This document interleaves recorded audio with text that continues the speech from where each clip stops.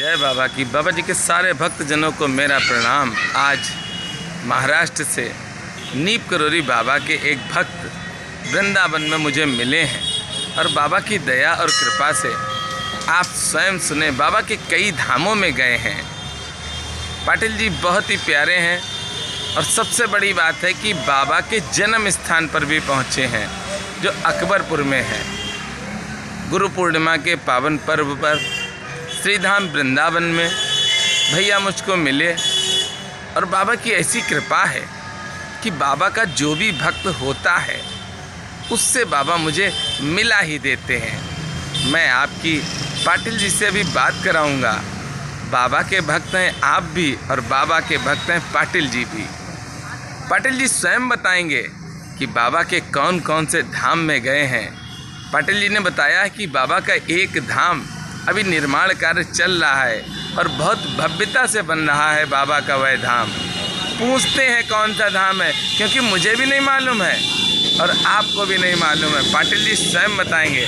पाटिल जी राम राम। राम राम। क्या नाम है पाटिल जी? संतोष पाटिल नाम है मेरा और सारे गुरु भक्तों को मेरा राम राम।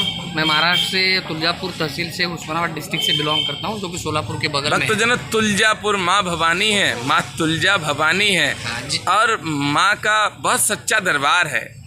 माँ तुलजा भवानी मतलब कुछ लोग सोचेंगे कि ये कुछ लोगों ने सुना होगा, कुछ लोगों ने नहीं सुना होगा, लेकिन माँ तुलजा भवानी मतलब जिस भवानी माता ने छत्रपति शिवाजी महाराज को साक्षात प्रकट होकर तलवार दी थी, वो मेरे गांव में मेरे एरिया में मंदिर है। महाराष्ट्र की माता कहा जाता है। और रही बात बाबा जी की और बाबा जी के धामों की, तो बाबा जी की मुझ पर असीम कृपा है। अब वो बाबा जी जाने कि मुझ पर कैसे कृपा करी, क्या करी, सारी चीज़ डिटेल में डिस्कस करेंगे जी। सबसे पहले तो मैं सारे गुरु भक्तों को राम राम और जय गुरुदेव और धन्यवाद देना चाहूँगा कि जो भी आप मतलब मिश्रा जी के चैनल पे जुड़े हैं और मिश्रा जी के चैनल के माध्यम से आपको इतनी सारी अच्छी अच्छी जानकारियाँ बाबा के हर धामों के बारे में, बाबा के इतिहास के बारे में, बाबा की भक्ति के बारे में इतना सारा जो है सब गुरु भक्तों को घर बैठे बैठे मिश्रा जी के माध्यम से, चैनल के माध्यम से जो मिल रहा है, उसके लिए सबसे पहले मैं तहे दिल से मिश्रा जी का धन्यवाद अदा करूँगा, क्योंकि आपने बहुत अच्छा और सराहनीय कार्य किया है। इससे क्या, जो भी नए भक्त जुड़ना चाहते हैं, जिनको ज़्यादा जानकारी नहीं है, उनको जानकारी आपके माध्यम से प्राप्त हो रही है। ये भी बाबा जी का आप ही के ऊपर आशीर्वाद है, इतना मैं बोलूँ। भैया से एक बात जरूर पूछेंगे कि हम आडंबरों से दूर हैं, क्या हमें इसी तरह की वीडियो बनानी चाहिए कि आडंबर वाली बनानी चाहिए? नहीं, बिल्कुल। मैं तो बाबा खुद आडंबरों से दूर रहते थे। बाबा ने कभी माथे पर तिलक नहीं लगाया, कभी कोई विधि नहीं कर, और विनय चालीसा में तो लिखाई गया है कि कोई स्पेशल विधि बाबा को भजने के लिए है नहीं। बाबा खुद बोलते थे राम राम जपना और मेरा नाम लेना, बस मैं बाकी सब देख लूँगा। तो बाबा जी की यही कहानी थी। बाबा जी को कोई विशेष पूजा और विशेष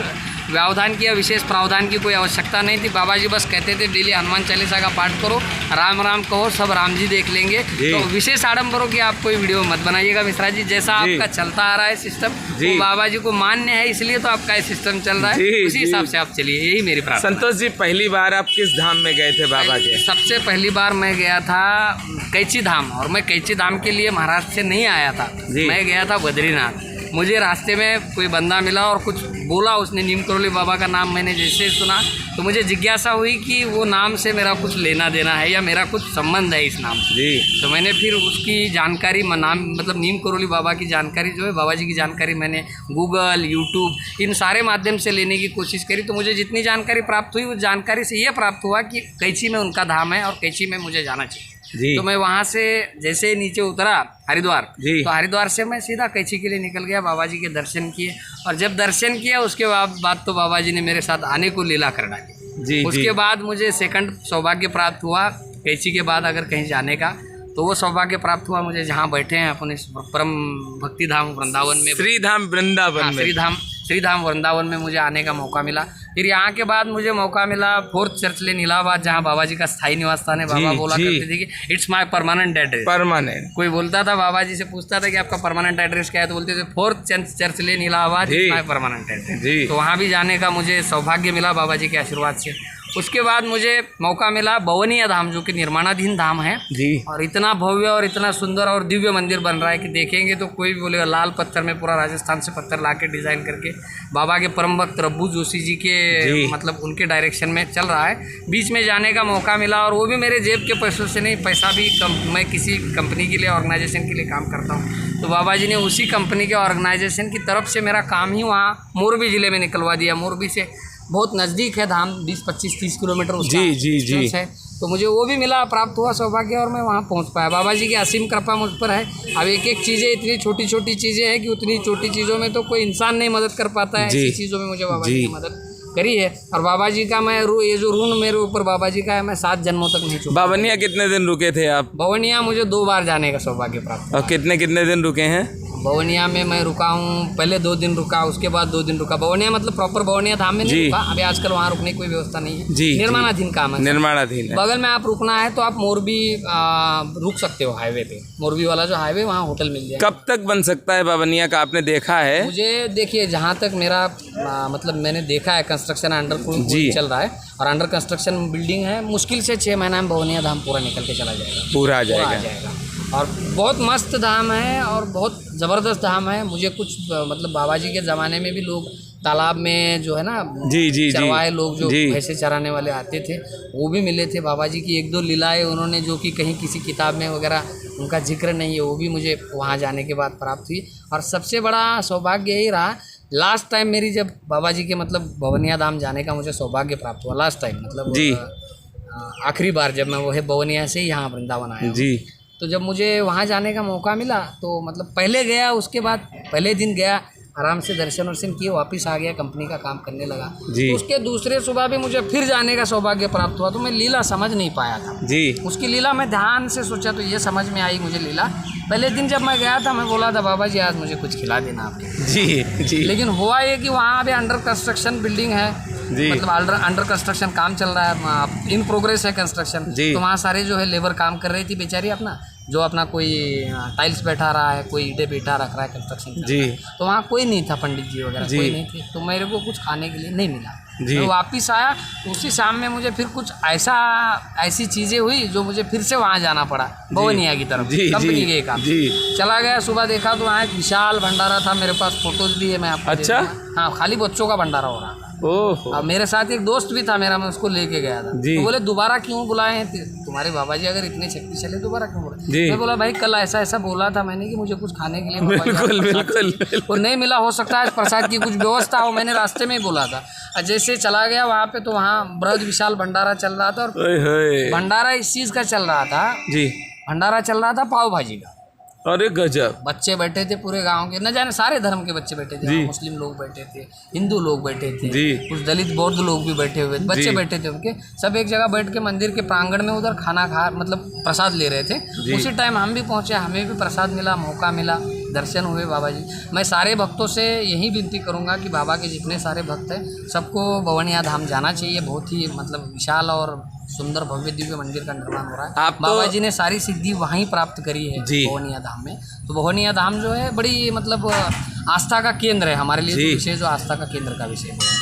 और उसके बाद वृंदावन धाम भी आना चाहिए, कैची धाम भी जाना चाहिए सारे भक्तों को। अकबरपुर भी गए हैं आप? अकबरपुर भी गया हूँ, बाबा का जन्म स्थान है। जी, बाबा का जन्म स्थान है। और अकबरपुर धाम से मुझे ये सुविधा हुई, या मुझे कह सकते हैं बाबा जी का यह आशीर्वाद प्राप्त हुआ कि जिस कोठी में बाबा जी रहते थे, जिस कोठी में बाबा जी सोते थे, बाबा जी का स्थायी निवास जिस कोठी में था, उस कोठी में मुझे एक रात रहने का भी मौका मिला। वहाँ के पुजारी जी ने वो भी मुझे मौका दिया। तो महाराष्ट्र से आप कैसे आ गए पाटिल जी, ये नहीं समझ में हमें भी आ रहा। महाराष्ट्र से आप वृंदावन आ गए, ये भी एक बाबा जी की लीला है। मैं जिस कंपनी में काम करता हूँ, मैं पहली बार कैची गया था तो मैं बाबा जी से बहुत प्रभावित था और हूँ और रहूँगा।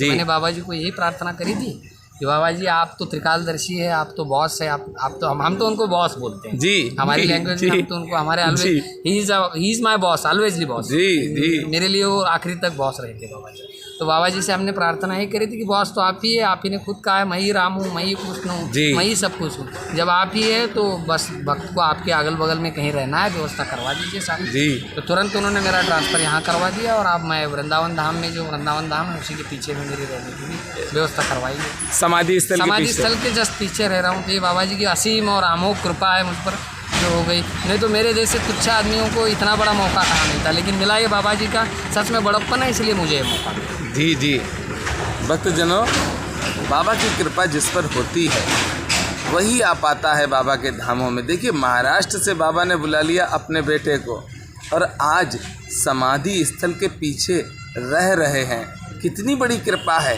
ये सरलता है, ये भक्ति है। बाबा से प्रेम किया और बाबा ने अपने पास बुला लिया। संतोष जी, जीवन में कुछ ऐसा घटा है और भी जो यादगार हो आपके जीवन में? यादगार ये है साहब कि अभी रिसेंटली की एक कहानी है जी, जो मैं बताना चाहूँगा जी। मैं जा रहा था कंपनी के काम से, साउथ में जा रहा था जी, चेन्नई जा रहा था, कुरनूल में था। तो बाबा जी के बहुत सारे फेसबुक ग्रुप पे जुड़ा हुआ हूँ, व्हाट्सअप ग्रुप पे जुड़ा हुआ हूँ, बहुत सारे यूट्यूब चैनल्स भी जैसा आपका, जी, बहुत सारे जी, चैनल पे जी। सब देखते रहता हूँ, सब में जुड़ा हुआ हूँ। तो मैंने एक दिन देखा कि एक बंदे ने जो है व्हाट्सएप पे एक वीडियो डाला था ग्रुप में। जी, प्लेन हवाई जहाज़ में जा रहा है, जी, बादल छाए हुए हैं चारों तरफ। जी, उसने एक बाबा जी की फ़ोटो पकड़ी और कोई सुंदर सा गाना, तार दे या मार दे, ऐसा एक गाना था, मुझे शायद याद नहीं होता। जी, बड़ा सुंदर भक्ति गीत लगा के उसने वो वीडियो बनाई थी और वो वीडियो उसने पोस्ट की थी व्हाट्सएप ग्रुप पे। जी। तो जब वीडियो देखा तो मेरा भी मन हुआ, मैं बोला, मन ही मन में बोला कि मैं काश मैं भी ऐसा वीडियो बना पाता। जी, मेरी कंपनी ने जो काम दिया, मेरा टिकट भी आगे का प्लानिंग फिक्स था, मैं चेन्नई पहुंचने का प्लान था। जी, मैंने इतना बस मन में इच्छा करी और बाबा जी को इतनी प्रार्थना करी कि बाबा जी आप मालिक हैं, बॉस हैं, तो आप बिल्कुल मुझे इस पर मार्गदर्शित करें। मेरे मन में ये विचार आया है। जी, तो शाम में मुझे मेरे एमडी जी का फ़ोन आया, मेरे मैनेजिंग डायरेक्टर बोले कि संतोष जी अर्जेंसी है, थोड़ा आपको फ्लाइट से जाना पड़ेगा, टिकट बन के आ। तो मैंने भी एक वीडियो बनाई।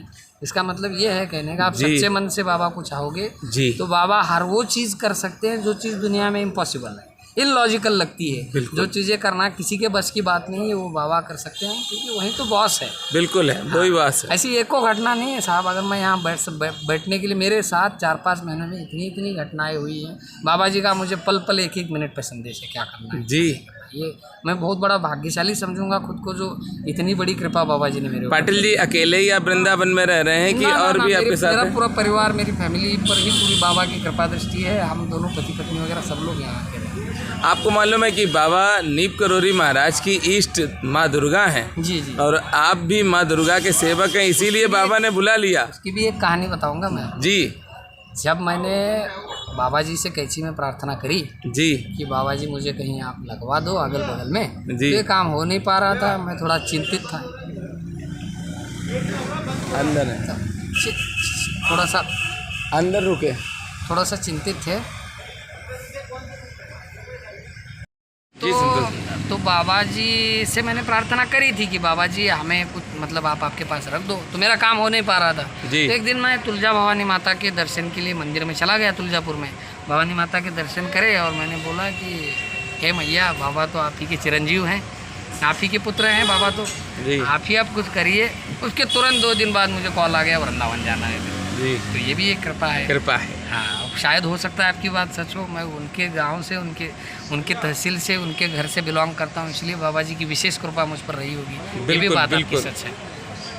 और बात बाकी मैं इतना बताना चाहूँगा जी, भक्तों के लिए, पाटिल जी, मेरा एक बिल्कुल। संदेश रहेगा। जी, जरूर दें आप एक यहाँ संदेश। आजकल लोग यूट्यूब पे देख के, फेसबुक पे देख के, गूगल पे सर्च करके हर कोई यहाँ स्टीव जॉब्स बनने के लिए आ रहा है। तो जी। बताइएगा साहब, स्टीव जॉब्स हर कोई बन नहीं पाएगा। जी। और हर किसी को मार्क जुकरबर्ग बनना है, स्टीव जॉब्स बनना है। जी, जी, कि मुझे नहीं लगता कि ये सही है। अब ये सही है गलत है, इस पर मिश्रा जी कुछ मार्गदर्शन नहीं, करेंगे। हम बताएंगे आपको। भैया ने बहुत अच्छी बात कही है, समर्पण होना चाहिए। देखिए, स्टीव जॉब्स और मार्क जुकरबर्ग को एक विश्वास था कि बाबा सब कुछ हमें देंगे, और उन्होंने त्याग किया है। और संतोष जी, सबसे बड़ी बात है कि देखिए, अमेरिका से आए वो कंपनी बेचना चाहते थे, कितना बड़ा उन्हें विश्वास था कि बाबा कंपनी को बचा लेंगे। सही बात। और आज आप देख रहे हैं कि पूरी दुनिया उनकी है, उनकी मतलब उन्हीं के अंडर तो सब हो रहा है। उन्हीं के अंडर में। तो उनका जैसा विश्वास अगर है तो स्टीव जॉब्स और मार्क जुकरबर्ग जी, जी, बन जी, सकते जी, हैं। जी। पर आप ये सोचें कि कि हम घर बैठे रहें, एक कंबल चढ़वाएं, लड्डू चढ़वाएं, उससे हम स्टीव जॉब्स बनेंगे? नहीं बनेंगे, नहीं बनेंगे, नहीं बनेंगे। बाबा जी तो खुद दाता है। बाबा जी को क्या ज़रूरत है किसी लड्डू की, किसी कंबल की, कोई चीज़ की बाबा को आवश्यकता नहीं। जो वो देने वाले हैं, लेने वाले नहीं है। बाबा जी जो है देने वाले हैं, लेने वालों में बिल्कुल बाबा जी का स्थान नहीं है, देने वालों में है। तो उनको किसी चीज़ की कोई आवश्यकता नहीं है। वो आडम्बरों से दूर रह के, अब ये बात मैं मिश्रा जी आपको बता दूं कि बाबा जी ने कभी उनके पूरे जीवन काल में जब तक सशरीर थे जी, तब तक उन्होंने कभी चप्पल नहीं पहनी, बिल्कुल कभी कपड़ा नहीं पहना, एक कंबल पे पूरी जिंदगी एक मतलब समर्पण भाव से और त्यागता पूर्ण उन्होंने ज़िंदगी जी। जितना भी जीवन उन्होंने जिया हम सबके साथ रहे। उनका बड़प्पन था कि वो इंसानी भेष में इधर आके पूरी मतलब आपके उत्तर प्रदेश की धरती को, अकबरपुर और वृंदावन, कैंची धामों को, इन सब जगहों को उन्होंने पावन किया। लेकिन किसी चीज़ की उनको कोई आवश्यकता नहीं। उनके मन में इच्छा हुई कि ये चीज़ चाहिए तो वो चीज़ प्रकृति खुद हाजिर कर देती थी। तो उनको आपके कंबल की और उनके आपके लड्डू की आवश्यकता नहीं है, ऐसा मुझे लगता है। स्वयं समर्पण भाव से आए बाबा के, आप बस सरेंडर करना पड़ेगा। You have to surrender to बाबा कि नहीं, मुझे बाबा जी आपके शरण में ले लो, आज से मेरा जब कुछ है आप देख लो। हमने भी वैसा ही किया था, जो हमें भी। और आज बाबा के समाधि स्थल पे आ गए आप। बिल्कुल, यही है, रहना खाना पीना, दिन में 4 बार दर्शन हो रहे हैं। ये बाबा का एक बड़प्पन है कि हमें इतना बड़ा मौका मिला है। कुछ लोग मुझे मिले जो बताए कि ऐसा नहीं होता है सबके साथ, आपको विशेष करता है। अब बाबा की जी लीला बाबा जी जाने।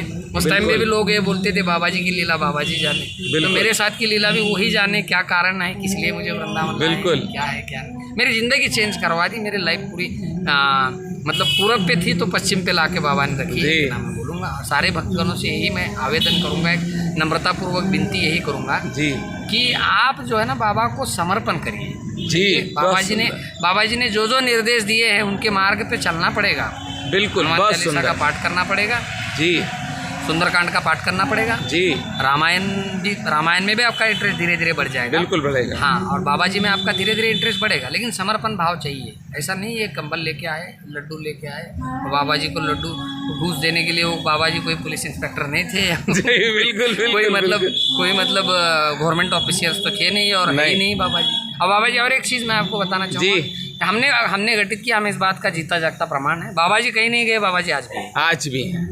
बाबा जी के हाथ से सारी चीज़ें होती हैं जी। वो उन्होंने कई बार कहा था कि आपके नसीब में कुछ लिखा भी नहीं है जी, वो भी वो देने की क्षमता मेरे में है। बिल्कुल, तो वो बात तो हमने देखी है। जो चीज़ें नहीं थी, ऐसे बहुत सारे किस्से हैं, बताने बैठ जाऊंगा तो फिर दिन भर अपना पूरा दिन निकल जाएगा। इतनी बड़ी बाबा जी की अमोघ लीला है।